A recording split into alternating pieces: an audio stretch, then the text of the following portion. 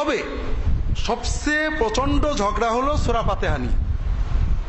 সূরা ফাতিহার দলিলগুলো আমি বলি, আর আমি আলহামদুলিল্লাহ চেষ্টা করি যেটুকু বুঝেছি হক হলে হকটাই বলবো, নিজে পালন না করলে বলবো যে আমি এটা পালন করিনি এই কারণে। কিন্তু হক হলে আমি ঘুরিয়ে ফিরিয়ে না বলার চেষ্টা করবো, এটার থেকে আল্লাহর কাছে পানা চাই। আমি ব্যক্তিগতভাবে সেহরি নামাজে সূরা ফাতিহা পড়ি, অর্থাৎ জোহর আসর যখন মুক্তাদি হই, যে নামাজে ইমামের কেরাত শোনা যায় না পড়ি, এবং এটাকেই আমি জোরালো মনে করি। আরো অনেক আলিম জোরালো মনে করেন।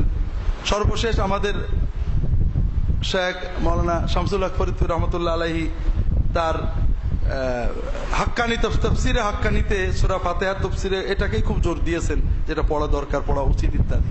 তবে হাদিসে স্পষ্ট আছে সেহরি নামাজেও রাসূলুল্লাহ সাল্লাল্লাহু আলাইহি ওয়াসাল্লাম সূরা ফাতিহা বা সূরা পড়তে নিষেধ করেছেন, সহিহ হাদিস আছে। তা আমি পর্যায়গুলো আপনাদের একটু বোঝানোর চেষ্টা করি খুব সংক্ষেপে। যারা সূরা ফাতিহা পড়তে বলেন না বলেন, কিছু আম দলিল নেন, যেটা সাধারণ কথা। যেমন যারা পড়তে বলেন তারা বলেন লা সালাতা ইল্লা বিফাতিহাতিল কিতাব, ফাতিহা ছাড়া নামাজ হবে না। কিন্তু ফাতিহা ছাড়া নামাজ হবে না মানে ইমামের পিছনে মুক্তাদিরও ফাতিহা লাগবে, সরাসরি বোঝা যায় না। কারণ অন্যান্য হাদিসে পাওয়া যাচ্ছে ইমামের ফাতিহা মুক্তাদির হয়ে যাবে, কাজে এটা অকাট্য না। আমরা যারা না পড়ার কথা বলি তারা বলি আল্লাহ কোরআনে বলেছেন কোরআন পড়লে চুপ করে থাকো, এটাও অকাট্য দলিল না। চুপ থাকা আপেক্ষিক, বিশেষ করে যে নামাজে কিছু শোনা যায় না সেখানে চুপ থাকবো কেন? তো এগুলো হলো জেনারেল দলিল, স্পষ্ট না। কিছু দলিল স্পষ্ট আছে। সূরা ফাতিহা পড়ার পক্ষে স্পষ্ট দলিল দুটো, একটা জয়ীফ আর একটা ব্যাখ্যা করা যায়। একটা হলো আবু দাউদের হাদিস, রাসূলুল্লাহ সাল্লাল্লাহু আলাইহি ওয়াসাল্লাম বলছেন লা সালাতা ইল্লা বিফাতিহাতিল কিতাব, ফাতিহা ছাড়া সালাত হবে না। আবু হুরায়রা বলছেন ইয়া রাসূলুল্লাহ, অনেক সময় ইমামের পিছনে থাকি।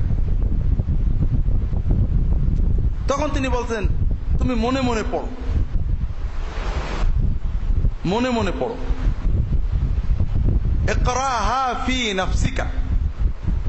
তা আপনারা হয়তো বলবেন মনে মনে মানে আস্তে আস্তে পড়া, কিন্তু আরবি যদি আমরা দেখি, আরবিতে একটা হলো জাহরান, জাহার মানে সরবে পড়া, আর আওয়াজ না দিয়ে পড়াকে কিন্তু নফসিকা বলা হয় না, কি বলা হয়? সিররান।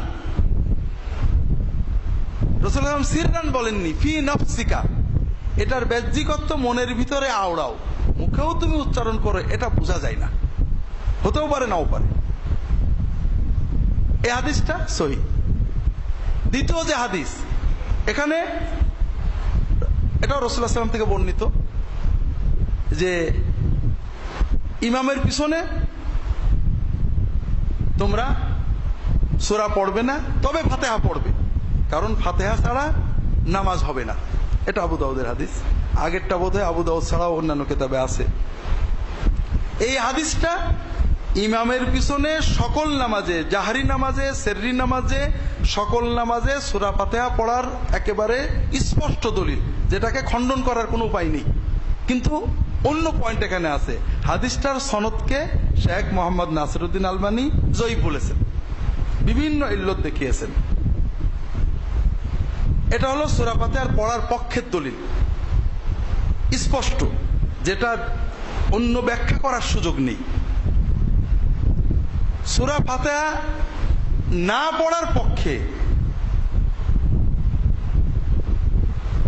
যেগুলো মোটামুটি স্পষ্ট দলিল, তার একটা হলো সহিহ মুসলিমের, ইমাম মুসলিম সহিহ বলেছেন ইন্নামা জুইলাল ইমামু লিয়ুতাম্মা বিহি ফাইদা কাব্বারা ফাকাব্বিরু ওয়া ইযা ক্বারাআ ফাআনসিতু। যখন ইমামের অনুসরণ করতে হবে, ইমাম যখন আল্লাহু আকবার বলে তোমরাও আল্লাহু আকবার বলবে, আর ইমাম যখন কিরাত করে তোমরা চুপ করে শুনবে। এখন এটা স্পষ্ট যে ইমামের কিরাত শুনতে হবে, এটা অন্তত জাহরি নামাজে, যে নামাজে জোরে পড়া হয় সেই নামাজে যে পড়া যাবে না, এটার স্পষ্ট দলিল। তারপরও ব্যাখ্যার দরজা তো আছেই। কেউ কেউ বলেন এখানে কারা মানে সূরা ফাতিহার পরের কিরাত, এটা হাদিস বিরোধী কথা। কোন হাদিসে নেই যে কারা মানে সূরা ফাতিহার পরে। দ্বিতীয়ত অন্য হাদিসে আসছে, আবু হুরায়রা রাদিয়াল্লাহু তাআলা বলছেন ইয়া রাসূলুল্লাহ আপনি সালাতের তাকবীর দেওয়ার পরে কাবলা আন তাকরা, কারা কাজ করার আগে কিছু সময় চুপ করে থাকেন, ওই সময়ে কি পড়েন?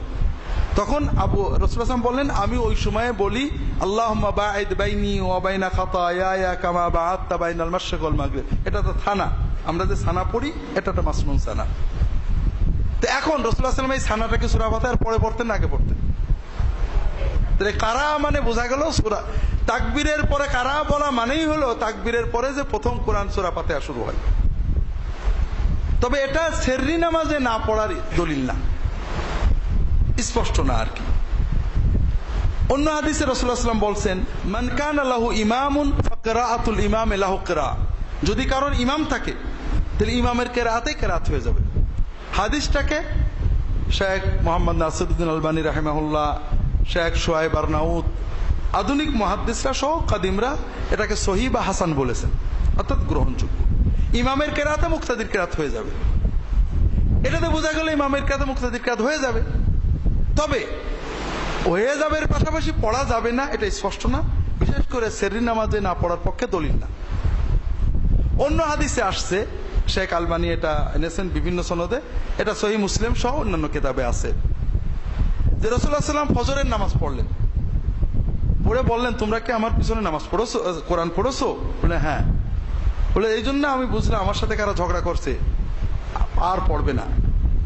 সাহাবী বলছেন, তখন থেকে ইমামের পিছনে জাহরি নামাজে কেরাত পড়া সবাই বন্ধ করে দিল, সূরা ফাতিহা সহ। তো এটা জাহরি নামাজে না পড়ার খুব স্পষ্ট দলিল। এই জন্য শেখ মোহাম্মদ নাসিরউদ্দিন আলবানু তিনি বলছেন, জাহরি নামাজে ইমামের পিছনে কেরাত পড়ার অনুমতি মানসুখ হয়ে গিয়েছে এই হাদিস, সহিহ হাদিস দ্বারা। এরগুলো সব বোঝা গেল যে জাহরি নামাজে কেরাত পড়া মানসুখ, এগুলো বেশ স্পষ্ট দলিল। এই দলিলগুলোকে ঘুরিয়ে ফিরিয়ে অস্বীকার করা কঠিন। আর জাহরি নামাজে পড়তে হবে এর পক্ষে কোনো দলিল নেই, তবে সেররি নামাজে পড়তে হবে এটার পক্ষে দলিল আছে। হযরত জাবের ইবনে আব্দুল্লাহ রাদিয়াল্লাহু তাআলা বলছেন যে আমরা জোহরের নামাজে এবং যে নামাজের শেষে রাসূলুল্লাহ সাল্লাল্লাহু আলাইহি ওয়াসাল্লাম আস্তে কিরাত পড়তেন, জোহর, আসর এবং অন্যান্য নামাজের শেষে আমরা সূরা ফাতিহা সূরা পড়তাম। এটা বোঝা গেল সেররি নামাজে অর্থাৎ নীরব নামাজে সূরা ফাতিহা পড়াটা নিয়ম, জাহরি নামাজে পড়বে না। এই পর্যন্ত আমরা আসলাম, কিন্তু এরপরও হাদিস আছে। শেখ আলবানী রাহিমাহুল্লাহ তিনিও সহিহ বলেছেন, তিনি এনেছেন নিজে হাদিসটা, যে জোহরের নামাজে রাসূলুল্লাহ নামাজ পড়ে বললেন, তোমরা কি আমার পিছনে কিরাত পড়েছো? পড়বে না। এটা কিন্তু জোহর কিন্তু সরব নামাজ না, কি নামাজ? হ্যাঁ, নীরব নামাজ। তাহলে এখানেও আমরা দেখছি নীরব নামাজেও নবীজি সাল্লাল্লাহু আলাইহি ওয়াসাল্লাম সূরা পড়তে আপত্তি করলেন। তাহলে আমরা যেভাবে ঢালাও ভাবে বলি যে নামাজ হয় না, হবে না, হেন তেন, এগুলো আসলে ঠিক হচ্ছে না। আমরা সবগুলো হাদিস দেখি, সবগুলো হাদিসের আলোকে আমরা মত দিই। এই সবগুলো হাদিসের আলোকে আমার কাছে যেটা জোরালো মনে হয়, ইমামের পিছনে সূরা ফাতিহা না পড়লেও নামাজ হবে, কোন সূরা না পড়লেও নামাজ হবে, কারণ ইমামের কেরাতে মুক্তাদির কেরাত হয়ে যাবে। তবে সেররি নামাজে অন্য কাউকে ডিস্টার্ব না করে যদি পড়া হয়, সাহাবীদের থেকে যে সহিহ হাদিস আছে এবং কারোর ডিস্টার্ব হচ্ছে না, এটা পড়া যেতে পারে, ভালো। আমরা আমাদের কলবটা কেরাতে ব্যস্ত থাকলো, এটাকে নাজেজ বলাটাও উচিত না। বিশেষ করে কেউ যদি ভালো করে আল্লামা শামসুল হক ফরিদপুরীর হানাফি মাযহাবের বাহসটা দেখেন, দেখবেন যে এটা হানাফি মাযহাবে সেররি নামাজেও কেরাতকে হারাম বলা হয়েছে, এই কথাটা ঠিক না। এই জন্য আমরা বিষয়টা উভয়ে প্রান্তিকতা ত্যাগ করি। বাস্তবতা হলো যে হাদিসগুলোকে সুন্দর করে মনোযোগ দিয়ে নিরপেক্ষভাবে পড়লে প্রান্তিকতা চলে যায়। এটা হলো একটা মাসালা যেটা নিয়ে আমরা সবচেয়ে বেশি ঝগড়া করি, এটা আমরা বললাম। এবং যাকে নিয়ে ঝগড়া হওয়ার কথা না, শেখ মোহাম্মদ নাসিরউদ্দিন আলবানী, তিনি এই হাদিসগুলোকে সহিহ বলেছেন, তিনি এনেছেন। ইমামের কিরাতে মুক্তাদির কিরাত হবে, এটাও উনি এনেছেন, হাসান বলেছেন। জোহরের নামাজে কিরাত পড়তে আপত্তি করেছিলেন, এটাও এনেছেন, তিনি বলেছেন। এবং যুক্তিটা মোটামুটি গ্রহণযোগ্য, যে তাশবিহ হওয়ার কারণে জাহরি নামাজে কিরাত পড়তে নিষেধ করেছেন, মানসুখ হয়েছে, এটাও আলবানী এনেছেন। এরপরেও যদি আমরা ঝগড়া করি যে সূরা ফাতিহা না পড়লে নামাজি হবে না, এটা সত্যই দুঃখজনক। এর বিপরীতে আছে, ইমাম রুকুতে চলে গেলে মুক্তাদি তাকবীর বলার পর রুকু যাবে, কোনো কোরআন লাগবে না, এটার ব্যাপারে প্রায় ইজমা সব মাযহাবে। তার মানে ইমাম মুক্তাদির কিরাতটাকে বহন করেছে।